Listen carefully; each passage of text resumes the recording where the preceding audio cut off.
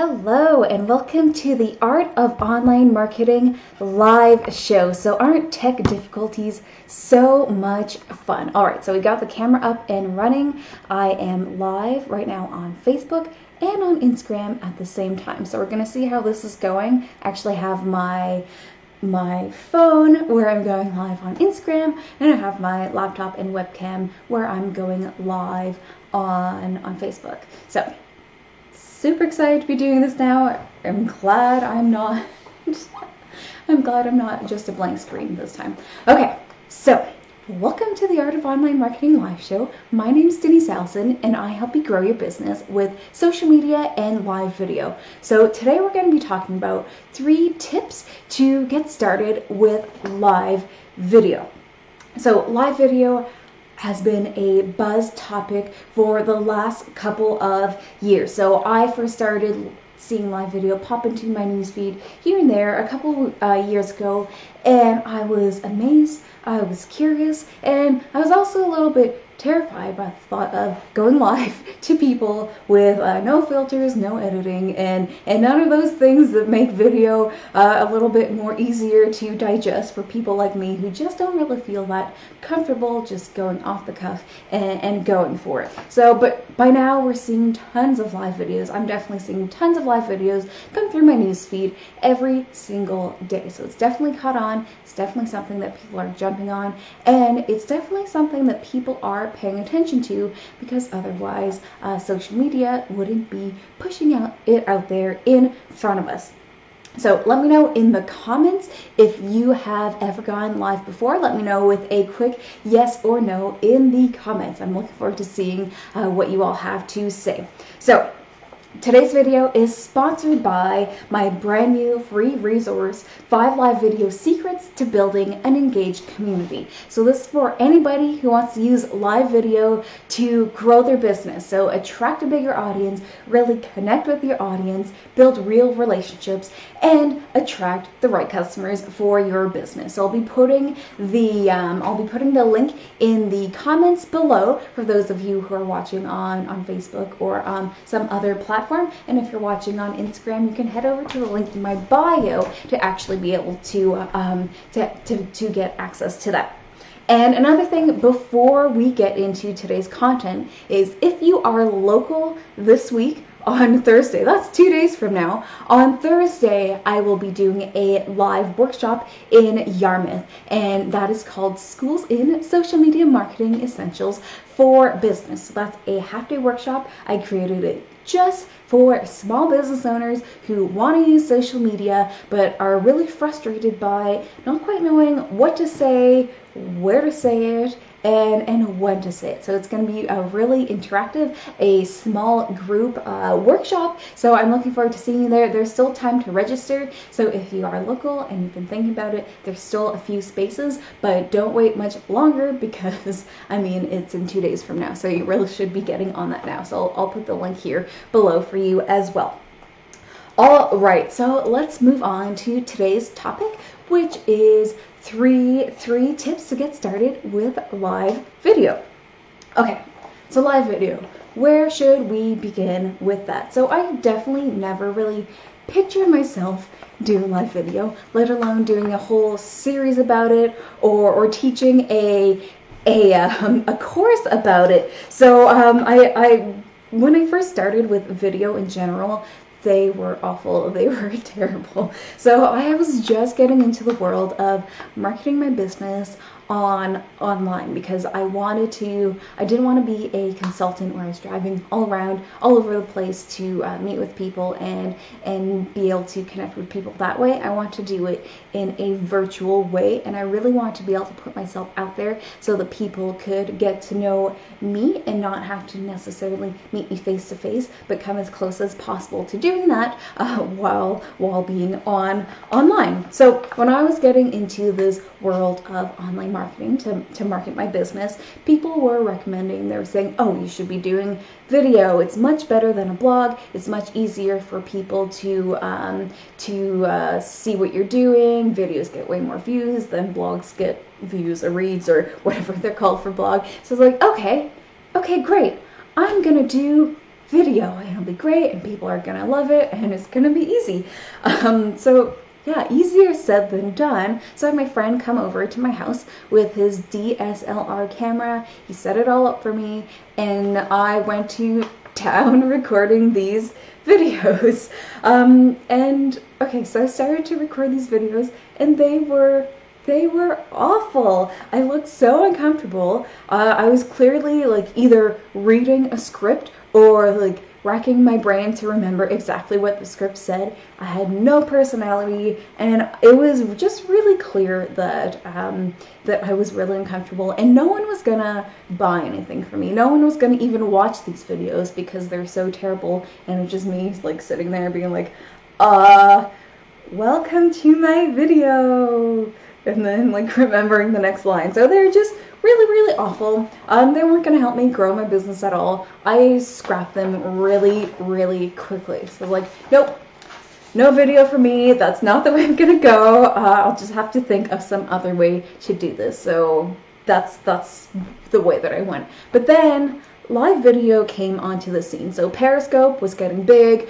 Facebook Live was just kind of rolling out to a few people. And I knew that live video could be a game changer for me and for my business. So I kind of put all those thoughts of how terrible live video was, or how terrible the videos were for me. I put that in the back of my mind, thought, okay, we're gonna go for this. We're gonna test out live video and see what we can do with it. And so long story short, I went for it. And I committed to delivering my content every single week through live video. And it completely changed my business. I got a larger following. I really was able to connect with my audience and build real relationships and just generally put myself out there, get more visible, and grow my business in a real authentic way. So if you are still on the fence about live video, or you're not sure if you want to keep doing it, if you're already doing it a little bit, or you're thinking about doing it but you're not quite sure where to get started to make sure that you don't look like a fool on live video, because I definitely have at times, here are some tips for you. So the first tip is be prepared. So for some reason people think that live video means that you are improvising. They think that it's spontaneous and unplanned, but that is definitely not the case. You want to be planning out your live video. You don't just want to like hit live and start talking about something. No. If it was, I would not be doing it. I'm not the type of person who can just like come up with a topic and talk about it for 10 minutes without any kind of planning or prompting or script. So every time I do a live video, I have some notes. I've pre-planned the topics that I want to hit, and they are all full out planned. They're not improvised. They are not spontaneous. So I'm not like reading exactly from what I've written, but I have planned in advance what I want to say. So you want to make sure that you have a plan, you know what the topic is, you know the points you want to hit, and that you know at the end of the day, at the end of the video, what you want your audience to do. So this is called a call to action. You need to have some type of thing that you want them to do. It might be to like your video. So I might say, make sure you like this video and share it with your friends so they can get all the great benefit from this video as well. So you need to have some kind of plan in mind before you go. So here's the thing, you are inviting your audience to spend time with you and come in and watch your video. So you don't want to waste their time by just blabbing on about whatever and not having a plan. You want to give them value for the time that they are spending with you. So for yourself, to make it easier and less terrifying, and for your audience, you want to make sure that you have a plan on what you're going to say to make it the best use of your time and your audience's time. So you want to make sure that you're not wasting the time for the people who have tuned in, and you have some kind of a plan or an outline for what you're going to say. For some of you, you might be a little bit more extroverted and chatty. That might mean you need less planning. If you're a little bit more introverted and a little bit you know, keep to yourself a little bit more, like I do, then you need to probably plan out more of it. So I spend a lot of time planning my videos every single week, but for me it's worth it because I get to deliver value to all of you, my lovely audience. Number 2 is find a clean, quiet space. So live video, because of its nature, it can be a little bit unpredictable, and that's a big part of what makes it so appealing. It's authentic, it's raw, and you're not like producing every single minute of it to make it something that it might not be. So that being said, that means that things can go wrong. So what you want to do is minimize the chances of things going wrong by kind of setting yourself up for success. So you want to make sure that you can like be in a place where you can kind of control what's going to happen. So people I always see them going live when they're outside or walking down the street, or things like that, and I really don't recommend that, especially if you are just starting out and you don't really have the ability to brush off weird things that might happen. So if you're outside doing your live video, a big truck could pass by, or a mosquito could land on your forehead, or a bee could sting you, or a bird could poop on your head. Like, it's really, there are a lot of uncontrollables, especially when you are outside and you can't control the noises or the things that might like show up in your shot. So you probably want to do this inside. If you have an office space, that would be ideal. You don't need to go crazy with like a background and everything. Just make sure it's clean.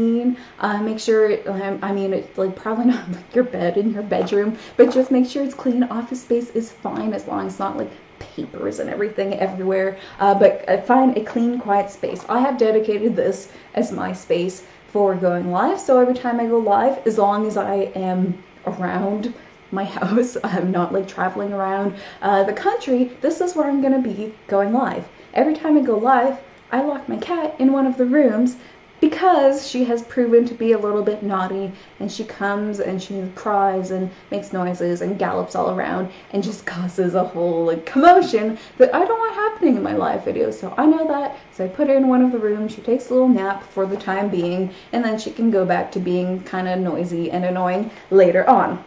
So if you have pets or children or significant others who are going to be around while you're going live, politely ask them to not disturb you while you're going live, and close your door and just say, this is the time I need to go live. I'll let you know when I'm done. So minimize all of those things that could happen. Number 3 is start simple. So for some reason, people seem to be crazy and obsessed about the technology that goes into creating your live video. But really, you don't need anything, you know, glamorous or expensive or fancy. So everyone wants to know what tools and equipment they need to go live, but you don't really need anything other than either your smartphone or your laptop with some kind of webcam built in. So people are like, oh, I want to start going live. What webcam should I get? What lighting should I get? What background should I get? What green screen should I get? What laptop should I be? Like, they want to know everything, every little piece of equipment that they should be using to do their live video, when that's really, really not the most important part. So the truth is, you don't need anything other than your phone or your laptop to be able to go live, and you can have a really successful live show without any of those extra special pieces of equipment. When I first started going live, I just had my phone and a windowsill. So I would put my phone horizontally on my windowsill so it was stable, and then the light from outside through the window would light me up more than I needed. I didn't have a mic, I didn't have a tripod, I didn't have lighting. It was just my phone, windowsill, and window, obviously. So you don't need anything crazy, and more often than not, what happens is people let the technology become a barrier. So they say, I don't have the perfect webcam, I can't go live yet, or I don't have my lighting set up yet, so I can't go live. So they come up with all of these excuses for why they can't go live, when really they don't need all of these things to begin with. So I really recommend just starting to go live with probably just your phone. It is a little bit easier. On your laptop is fine too, but I recommend when you're just starting out to go live with the tools that you already have and get used to it. And if it's something that you love doing and it's great for you and it's great for your business, which by the way it will be, then you can think about leveling up and making the sound a little better, making the picture quality a little better. You can get some software where you can like do interviews and you can share your screen and do these kinds of things, but those aren't really necessary when you're just starting out. So just really go for it. Figure out the actual being live part and the content part, and the technology, you can deal with that later on. It's not really the priority. So right now what I have is, well, here on Facebook, over here, here I'm just on my phone, but for Facebook I just have a Logitech webcam, you know, like the $70 one, and there's mic built in. I have light coming from outside. I do have one of those ring lights, but I generally don't need it unless it's dark outside. So, okay, those are my three tips for getting started with live video. So if you're kind of on the fence, or you've started with live video but aren't sure if you're really gonna go for it, I'm hoping that these have helped you see that it can be easy, it can be simple, and these will help you overcome some of the barriers that you might be facing. So don't forget, if you're local, I'm having a live workshop all about social media on Thursday, so I'll put the link here so that you can sign up for it. And if you are thinking about doing more live video, I definitely recommend you get my 5 live video secrets for building an engaged community. And again, I will put the link here below. So hope everyone has a great week, and I'll see you all again next week for another episode of the Art of Online Marketing live show.